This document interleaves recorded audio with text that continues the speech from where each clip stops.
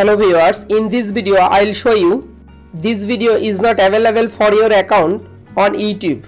You can remove this video is not available for your account, then you can follow the step. Step 1.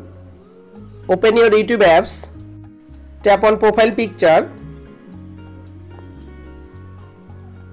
again tap on setting icon, tap on general.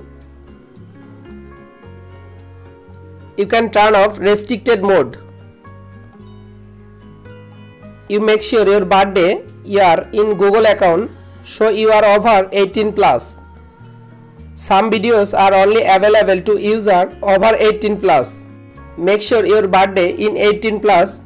Again sign into your YouTube account and solve this problem. If this video helpful for you, please subscribe our channel and like this video.